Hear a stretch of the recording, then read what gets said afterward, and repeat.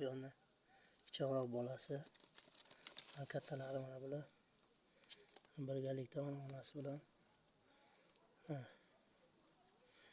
Kichkintoylar mana bular. Kichkintoylar mana bu kattalari bilan. Mana opa-akalar bilan birgalikda. Boqishda nima qilishda nima kamchilik bor, shular haqida bizga xabar qilasizlar. Nasibasi shu degan umiddaman.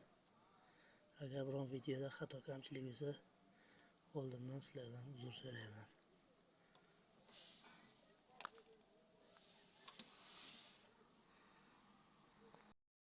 Bu yerda ham quyonlarimiz bor, bular alohida. O'ynaki ala quyonlarimizda birinchi urug' ballari bular. Ballari bular.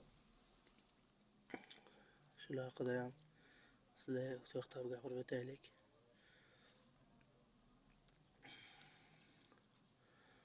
Quyonchalar yaxshi mana.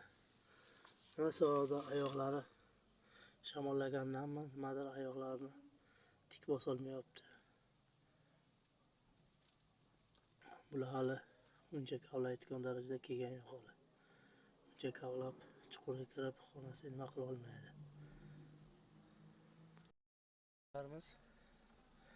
Bular oq quyonlar, bular ham xonaki quyonlardan.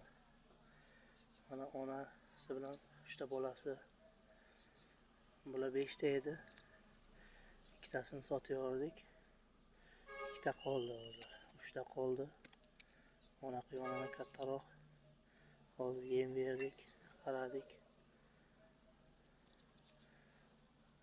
Mana bu yerda ham xonaki quyonlardan. Aziz obunachilar, bugun biz sizlarga uy quyonlari haqida, xonaki quyonlar haqida gapirib beramiz. Xonaki quyonlarni boqish qanday qilish. Shular to'g'risida mana bu ona quyon. Mana ona quyon. Yonda mana bolalari bor. Mana mittigina bolachalari bor. Bolalarni mana quyonlarni boqib, parvarish qilib, mana erkak bor edi, erkakni alohida qilib qo'yganmiz. Katta-kattalari mana bular. Naryoqda maydalari, kichik bolachalari bor. Shular. Keyin esa aziz obunachilar, quyonni har qancha vaqt nimasini zotini almashib turish kerak. Shular haqida ham aytib eshitishni sizlardan shu xohlaymiz.